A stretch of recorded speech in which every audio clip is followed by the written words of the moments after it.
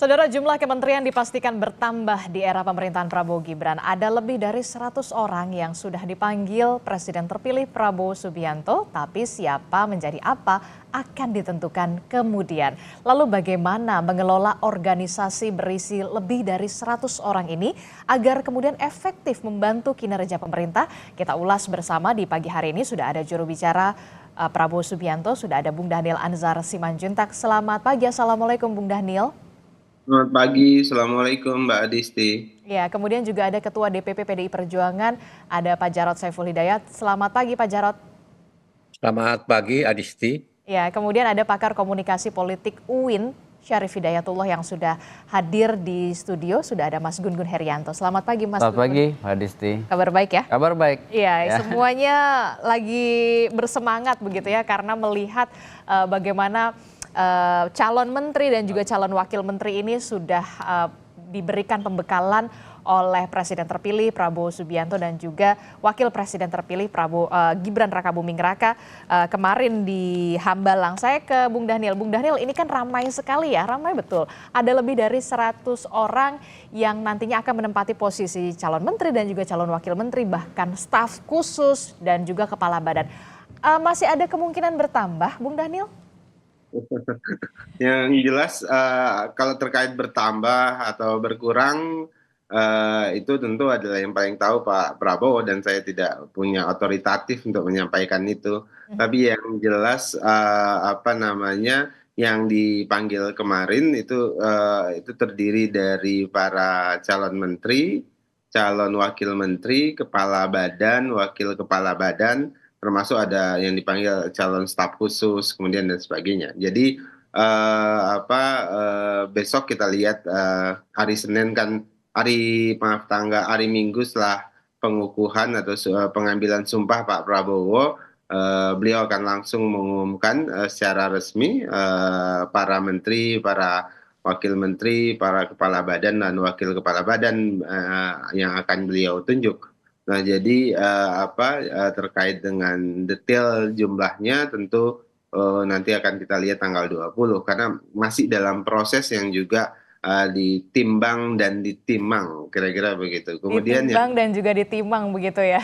Sampai nanti kita lihat 20 Oktober akan ada pengumuman begitu ya. Dan besoknya akan dilantik begitu, Bung Dhanil. Ya, betul betul. Jadi kan memang ada beberapa fokus program Pak Prabowo yang kemudian menyebabkan beberapa kementerian itu dipecah, misalnya Kementerian Pendidikan itu dipecah menjadi 3 kementerian, kemudian Kemenkumham dipecah menjadi 3 kementerian juga, Kementerian Agama dipecah menjadi 2, 1 Kementerian Agama, 1 Badan Haji dan umroh.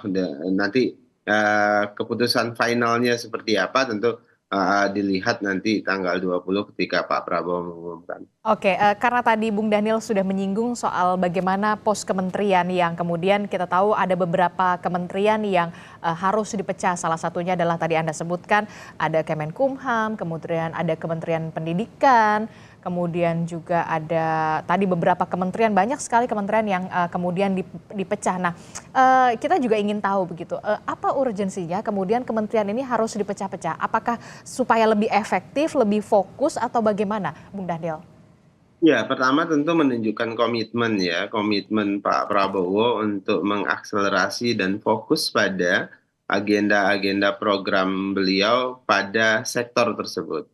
Misalnya pada urusan pendidikan begitu ya, bagaimana kemudian urusan pendidikan dasar dan menengah diurusi dengan lebih fokus, kemudian pendidikan pun demikian. Pun demikian misalnya Kementerian Agama kemudian dengan Badan Haji dan Umroh itu dipecah supaya ada fokus dan ada perbaikan-perbaikan yang signifikan di berbagai sektor yang menjadi perhatian dan simbol.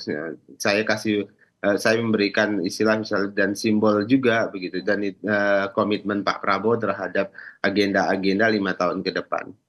Informasinya Pak Sufmi Dasko sempat mengatakan barangkali bisa 46 kementerian, benarkah demikian? Itu tadi saya tidak berani menjawab terkait dengan jumlah tersebut. Tentu nanti yang bisa menyampaikan langsung Pak Prabowo nanti pada tanggal 20. Apalagi tadi saya sebutkan ya masih ada proses menimbang dan menimang kira-kira gitu. Menimbang dan juga menimang, berarti belum final ya, berarti masih ada peluang juga. Ini mungkin kita lihat PDI Perjuangan begitu, karena kan PDI Perjuangan katanya Pak Prabowo dan juga Bu Mega akan segera bertemu dalam waktu dekat, tapi kita juga masih belum tahu gitu kapan. Pak Jarod.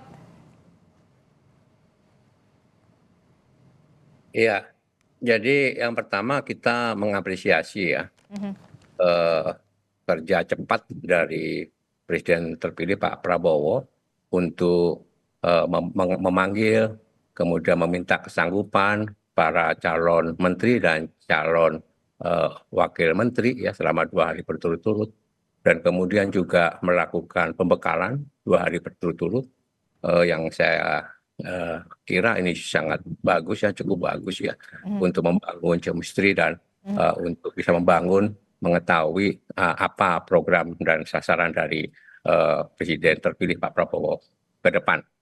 Tadi Bung Daniel sudah menyampaikan bahwa memang ada penambahan jumlah kementerian, kemungkinan sekitar yang saya dengar nih antara 44 sampai dengan 46 kementerian.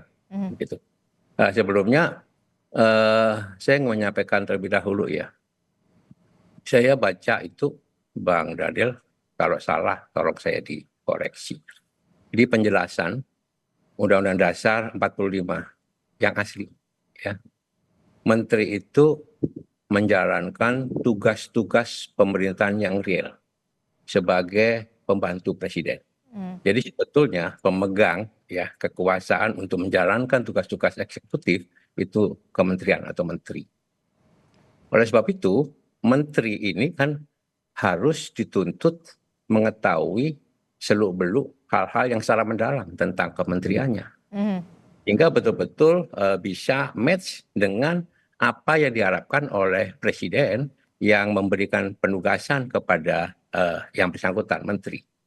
Tadi disampaikan oleh Bung Daniel, ada beberapa persoalan tantangan yang harus kita jawab ke depan dengan semakin besarnya jumlah kementerian ini. Tentang jumlah saya pikir relatif, karena undang-undang itu memperbolehkan presiden membentuk kementerian sesuai dengan kebutuhannya. Maka kalau menurut saya kementerian ini jumlahnya relatif tergantung dari kebutuhan dari presiden.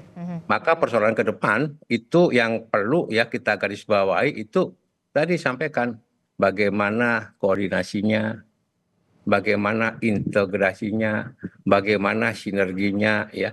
Ini yang menjadi mudah untuk diucapkan tapi sulit untuk dilaksanakan karena masing-masing kementerian itu juga punya ego masing-masing. Ini tantangannya. Yang kedua kalau menurut saya menyangkut dengan kementerian-kementerian yang baru, membutuhkan waktu sebetulnya ya untuk bisa menata organisasi, kemudian membuat job description, membangun chemistry dengan dirjen dan jajaran birokrasi di bawahnya ya. Ini juga butuh waktu.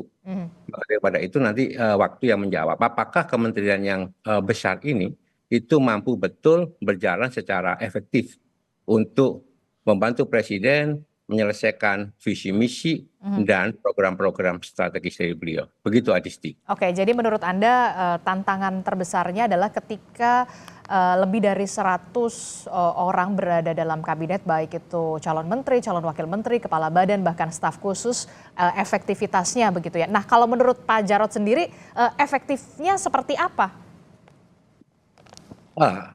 Kalau seperti ini maka yang bisa nanti menjawab itu waktu. Apakah jumlah sekian itu efektif atau tidak dengan kemampuan anggaran yang tentu terbatas. Ya, APBN kan sudah digedok kemarin itu untuk APBN tahun 2025. Maka itu juga butuh penyesuaian. Ketika APBN yang kemarin itu disetujui, itu mungkin formatnya, itu postur kementeriannya itu masih 34. Oke. Sebab itu perlu ada penyesuaian ya. Nah, kurang lebih karena APBN kita sekitar 3.000 triliun gitu ya. Itu pendapatan kita gitu. Kemudian kita juga harus membayar bunga dan cicilan Oke. sekitar 750 triliun. Ya, hal-hal seperti ini yang perlu juga disesuaikan karena anggaran sudah disetujui kemarin. Oke. Memang bisa untuk kemudian kita lakukan PAPBN nanti. Oke, saya ke Bung Daniel. Bung Daniel, ini bagaimana kalau misalkan menurut Pak Jarod kan juga koordinasi ini menjadi krusial dan juga tantangan terbesar ketika kementerian ini dipecah, ada berbagai macam kementerian termasuk juga kementerian baru begitu. Ini menjadi tantangan tersendiri bagi Presiden terpilih Prabowo Subianto dan juga Wakil Presiden terpilih soal koordinasi yang kemudian menjadi krusial juga, kemampuan koordinasi termasuk juga efektivitasnya karena kalau mau cepat berlari juga tetap harus cepat begitu ya. Apalagi untuk kementerian baru termasuk juga soal anggaran, Bung Daniel. Bung Daniel? Iya, maaf. Apa yang disampaikan oleh Pak Jarod tadi 100% betul, bahwasannya ada kerumitan ketika ada proses pertama misalnya dari sisi banyaknya jumlah kementerian, maka ada tantangan koordinatif, artinya tantangan koordinasi antar sektor itu semakin banyak dan tingkat kerumitannya pasti juga tinggi. Nah, disitulah dibutuhkan kapasitas masing-masing menteri juga tentu dalam hal ini ada Pak Presiden, kemudian ada Menteri Koordinator yang kemudian mengkoordinasikan semuanya. Nah, untuk memastikan efektivitas dan efisiensi kerja-kerja nanti. Sepenuhnya Pak Prabowo sadar betul hal tersebut dan ini bagi Pak Prabowo adalah pilihan yang dilematis dan tidak mudah memang di tengah kondisi. Pak Prabowo sering menggunakan argumentasi bahwasannya pilihan politik saya pada saat ini adalah pilihan politik kolaboratif. Dia ingin memastikan rumah kita ini konsolidasi politiknya itu guyup, aman dan baik-baik saja di tengah kondisi geopolitik dan geostrategis atau di luar rumah yang tidak baik-baik saja dan ini pasti mempengaruhi kondisi kita di dalam rumah. Itu yang melatar belakangi bagi Pak Prabowo harus mengambil jalan politik yang akomodatif. Nah, kemudian yang kedua, memang pemecahan-pemecahan kementerian-kementerian ini memakan waktu, misalnya untuk melakukan restrukturisasi, kemudian memperbaiki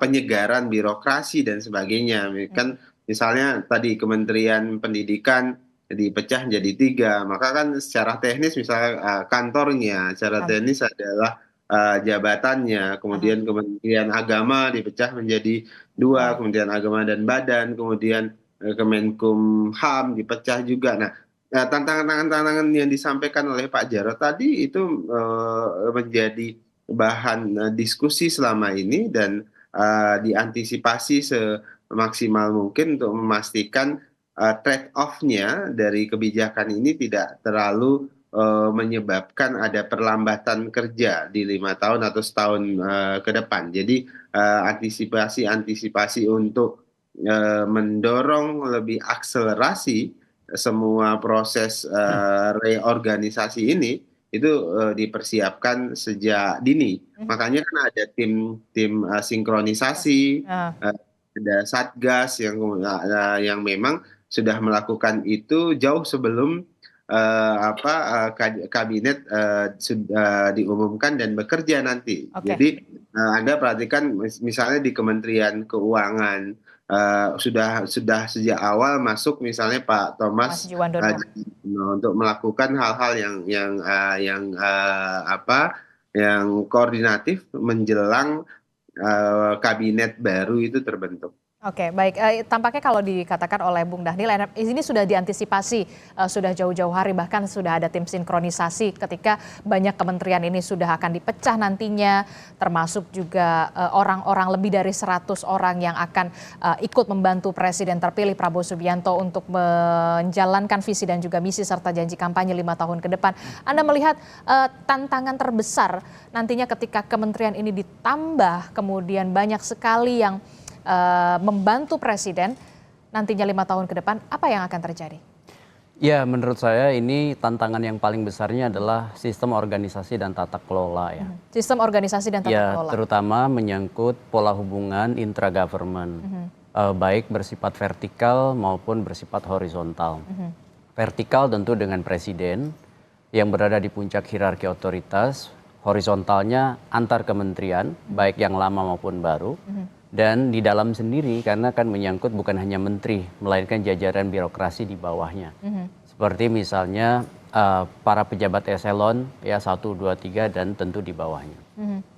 Ini kabinet paling besar setelah reformasi. Ini kabinet paling besar? Iya, setelah reformasi. Kenapa? Karena ini juga konsekuensi dengan disahkannya Undang-Undang Nomor 61 Tahun 2024 ya sebagai revisi terhadap Undang-Undang 39 tahun 2008. Sehingga kemudian jumlah dan nomenklatur kementerian akan disesuaikan dengan kebutuhan Presiden. Seingat saya ini adalah jumlah kementerian yang paling banyak setelah kabinet Dwikora yang disempurnakan atau yang sering disebut sebagai kabinet Dwikora II yang memiliki jumlah kurang lebih 100 menteri di era Soekarno.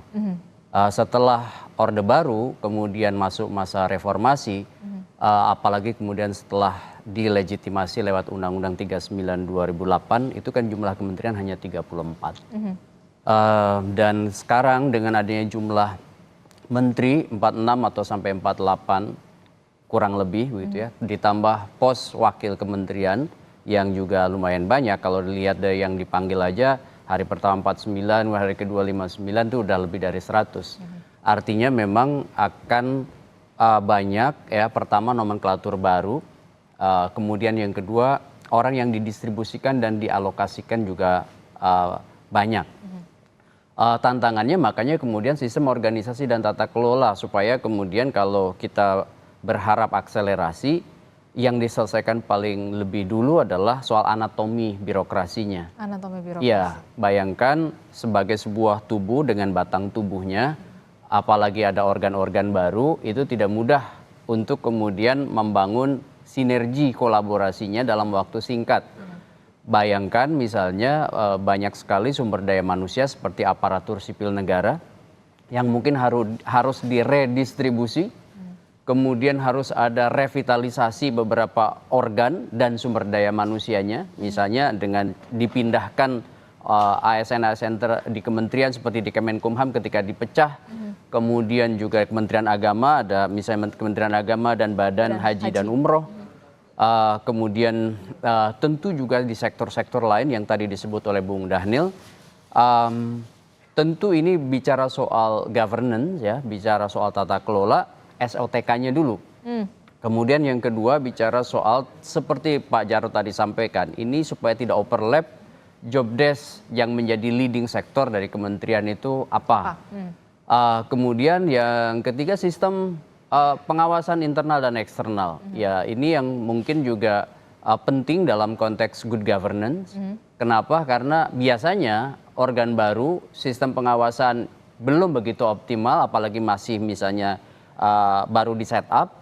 Ini untuk berakselerasi mengejar misalnya beberapa target pemerintahan Pak Prabowo tidak mudah. Contoh aja, pertumbuhan ekonomi ingin 8% misalnya. Kemudian himpitan problem domestik dan global seperti geopolitik dan geostrategis. Tentu idealitas yang diinginkan oleh Pak Prabowo butuh ada semacam blueprint dan itu bukan hanya sekedar dipahami, menjadi kesadaran tetapi juga menjadi kebijakan di beberapa pos kementerian Oke. gitu. Oke, butuh waktu berapa lama? Normalnya kan kalau misalkan 34 kementerian begitu ya, kemudian ini ada pemecahan begitu. Tadi Anda sebutkan distribusi soal ASN juga menjadi perhatian, termasuk juga job desk juga ada yang berubah atau bertambah begitu. Butuh waktu berapa lama supaya ini kemudian cepat untuk berakselerasi? Pasti butuh waktu kan? Tidak. Ya kalau kita Walaupun memang ada bicara tim sinkronisasi. ya kalau kita bicara quick wins ya atau quick response secepat-cepatnya tidak ada waktu yang pasti, tetapi 6 bulan pertama urusan SOTK ini harus menjadi prioritas utama. 1 tahun pertama kan orang sudah menuntut hasil, ya kan, meskipun prematur untuk memberi simpulan apakah sukses atau tidak. Sehingga 1 semester awal dalam pemerintahan untuk koordinasi merapihkan jajaran atau line up di seluruh kementerian baik lama maupun baru adalah tantangan paling besar. Kenapa? Ini bicara performa komunikatif ya, bicara ritual misalnya bagaimana distribusi dan alokasi pekerjaan, kemudian performa politis, pola hubungan intra government dan extra government. Karena bicara pemerintah bukan hanya bicara di internal, tapi juga bicara dengan hubungannya dari pemerintahan-pemerintahan lain. Dan kementerian pasti juga punya mitra-mitra di internal seperti DPR maupun eksternal misalnya dengan ragam kementerian yang sama di negara-negara lain. Jadi menurut Anda setidaknya butuh waktu 6 bulan dulu untuk merapihkan semuanya, untuk bisa berakselerasi, untuk berjalan beriringan bersama? Ya itu idealnya. Ya, idealnya. Kenapa? Kan waktu nggak lama, 5 tahun. Belum dipotong lagi. Iya kan, 5 tahun itu 1 tahun terakhirnya udah gonjang-ganjing lagi pertarungan politik pemerintahan ke depan begitu ya, sehingga otomatis tahun pertama biasanya yang menjadi tantangan besar adalah konsolidasi pemerintahan, terutama untuk tentu ya memastikan laju arah itu sesuai dengan visi misi presiden. Kenapa? Karena presiden yang tentu punya visi misi, bukan menteri, dan menteri itu menerjemahkan visi misi presiden. Dan tahun kedua, ketiga, keempat itu adalah fase produktivitas yang makanya kemudian di satu sisi ada kinerja, di sisi lain ada pengawasan. Tahun kelima itu sudah kemudian ada power relation, ada relasi kuasa dengan kekuatan yang akan bertarung lagi di pemilu berikutnya. Sehingga memang tidak lama. Oleh karena itu yang saya paling memberikan catatan di awal ini justru adalah pada prioritas sistem organisasi dan tata kelola kementerian, apalagi banyak nomenklatur kementerian baru. Itu yang saya garis bawahi ya. Sistem organisasi dan juga tata kelola kementerian butuh waktu setidaknya idealnya sekitar 6 bulan. Nah, lalu bagaimana kemudian kementerian yang dipecah dan juga ada kementerian baru, bahkan juga janji kampanye yang segera harus direalisasikan secepatnya. 100 hari pertama kinerja dari Pak Prabowo dan juga Gibran tentu sangat ditunggu dan nantinya akan seperti apa? Jangan dijawab dulu Bung Dhanil, kita akan jeda. Usai jeda kami kembali di Sapa Indonesia Pagi.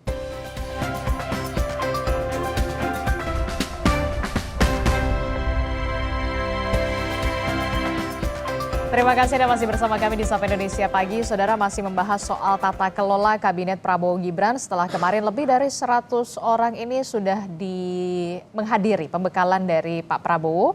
Begitu di Hambalang, kita akan nantikan pengumumannya tanggal 20 nanti 20 Oktober. Saya ke Bung Dhanil dulu. Bung Dhanil, ini kan kalau tadi kita sudah mendengarkan penjelasan dari Mas Gun-Gun, cukup rumit sekali ya, sangat rumit bahkan saya mengatakan, karena banyak kementerian yang dipecah, ada kementerian baru, harus ada tata kelola, baik itu ASN dan segala macamnya, soal anggaran juga begitu ya. Nah, biasanya kan tolak ukurnya itu adalah 100 hari pertama, Bung Dhanil, dan pastinya 100 hari pertama ini sangat-sangat ditunggu. Betul, Mbak Adisti. Jadi memang ini bagi Pak Prabowo adalah tadi pilihan politik, pilihan kepemimpinan. Setiap pilihan kebijakan itu kan pasti selalu ada trade-off-nya.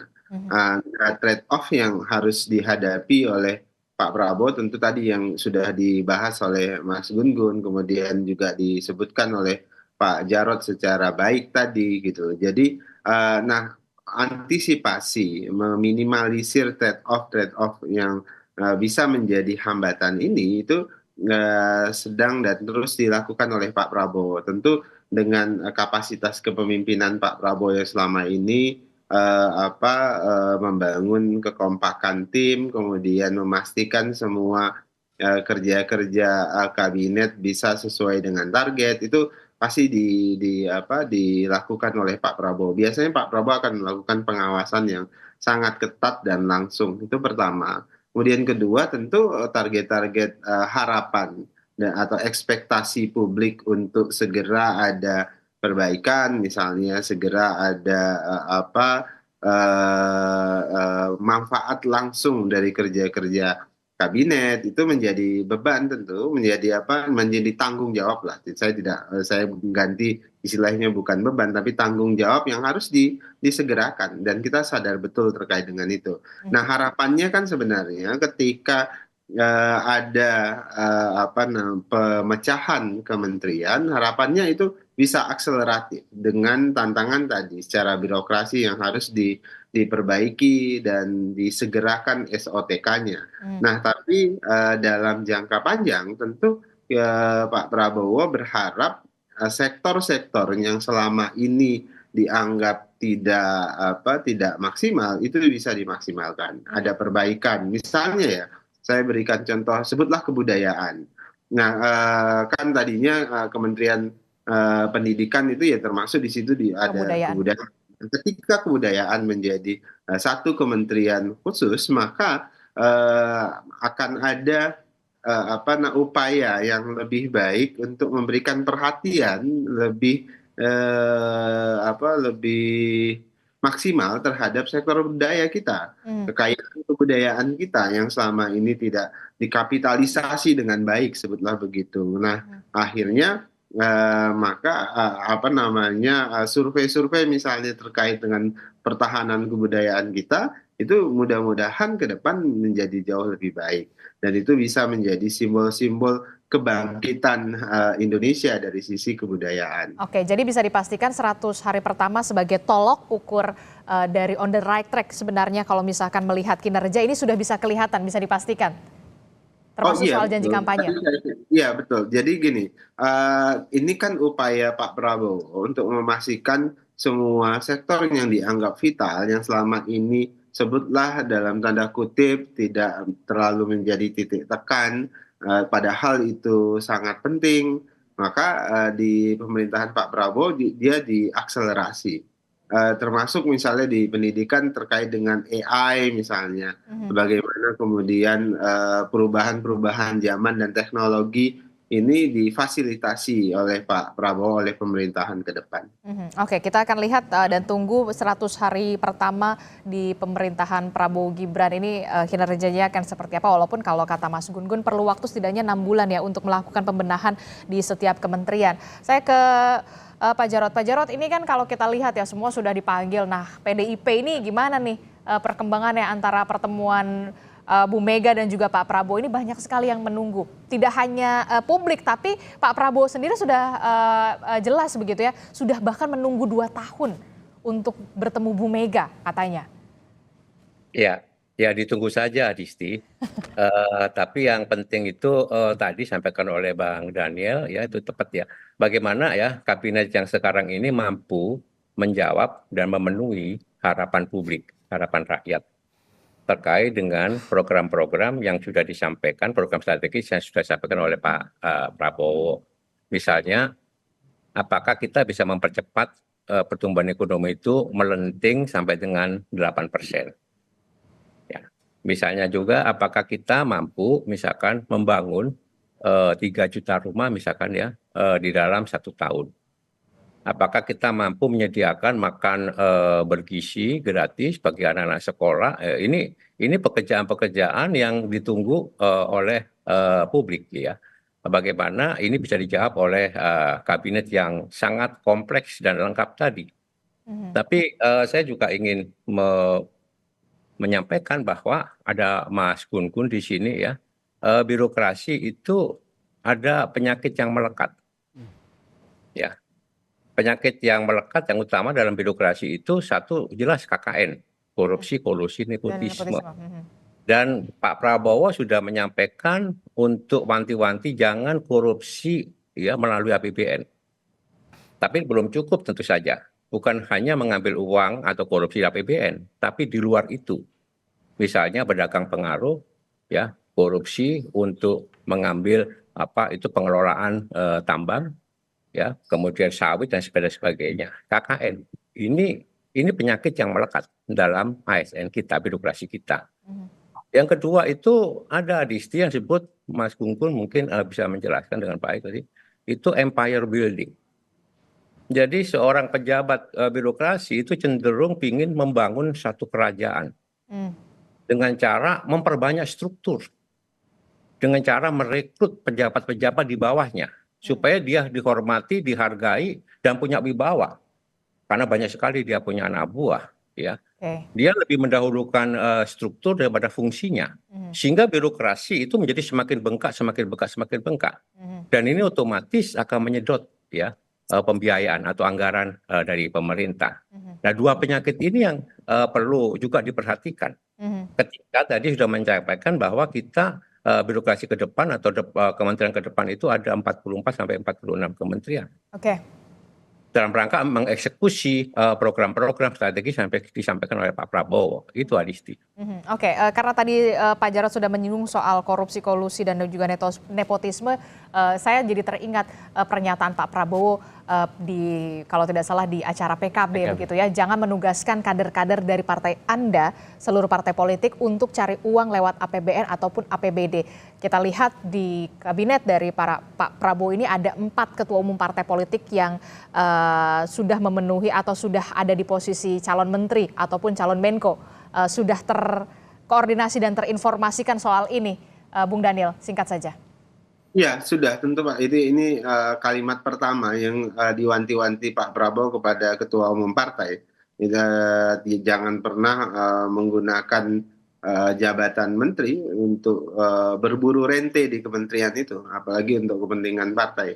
Jadi itu sudah menjadi catatan yang diberikan di awal oleh Pak Prabowo. Kemudian kedua, Pak Prabowo untuk menjawab atau menekan statement pertama yang saya sampaikan tadi, Pak Prabowo selalu menyampaikan loyalitas itu tidak boleh ada double loyalty, yang ada single loyalty.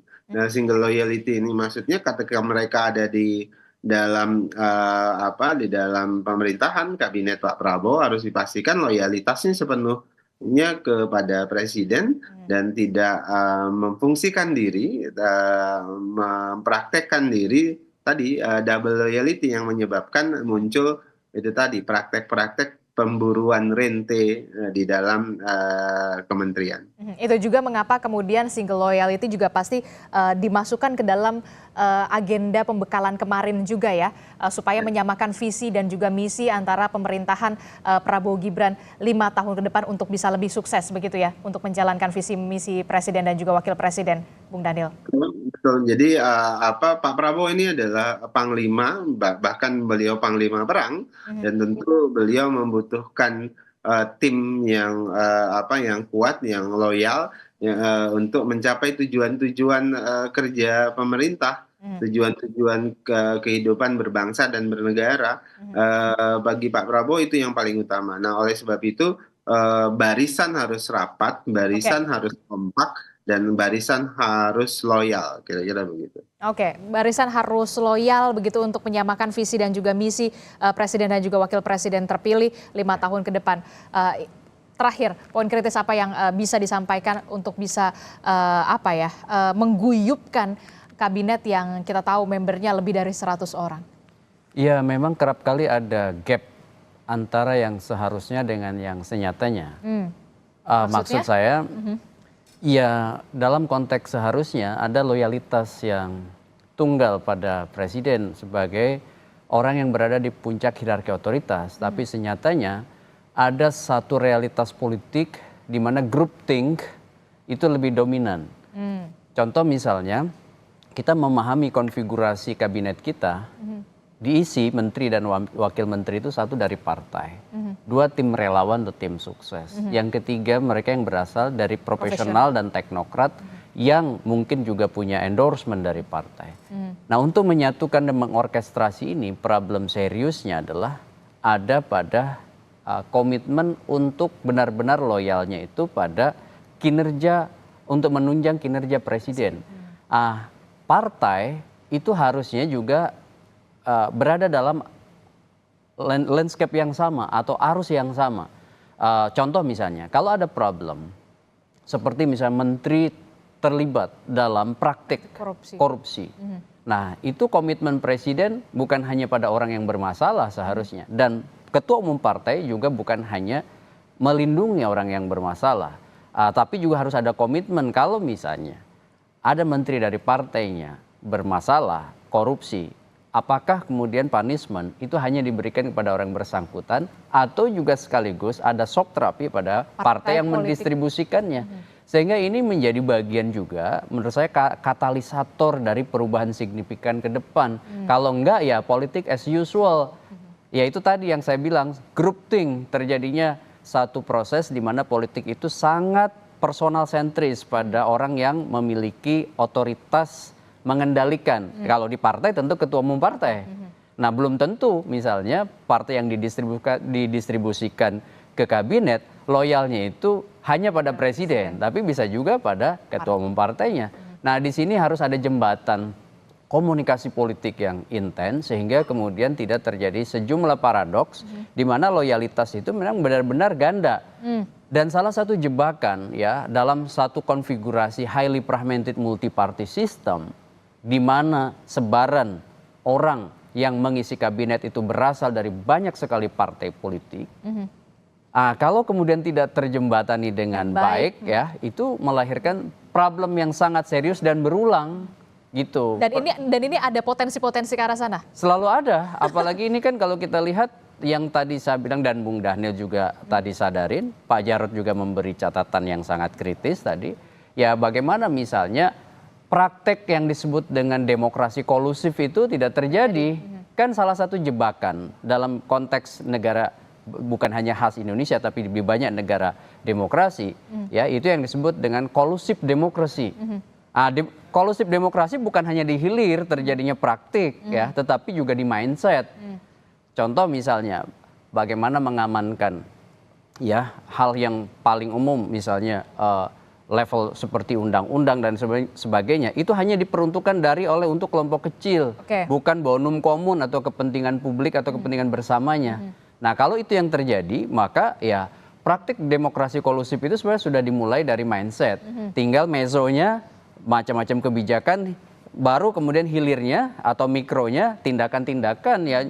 Contohnya misalnya penyusunan, pengalokasian, implementasi anggaran, itu kan problem di hilir sebenarnya begitu. Oke, nanti kita akan tunggu bagaimana Presiden terpilih dan juga Wakil Presiden terpilih Prabowo Subianto dan juga Gibran Rakabuming Raka untuk bisa kemudian memastikan janji kampanye dan juga visi misi ini bisa berjalan baik 5 tahun ke depan dengan kita lihat lebih dari 100 orang yang sudah masuk atau calon menteri dan juga calon wakil menteri bahkan staf khusus dan juga kepala badan. Tentu kita harapkan ini benar-benar bisa berjalan sesuai dengan rencana dan juga berjalan cepat pastinya ya. Terima kasih Bung Daniel sudah bergabung bersama kami, Pak Jarod terima kasih, Mas Gun-Gun terima kasih sudah bergabung. Terima kasih semuanya Bapak-Bapak, selamat pagi, Assalamualaikum. Selamat pagi Pak Jarod, Bung Daniel. Selamat pagi Pak Daniel, Mas Gun-Gun. Saudara, informasi penting dan juga menarik lainnya masih akan kami hadirkan usai jeda, jadi tetaplah bersama kami di Sapa Indonesia Pagi.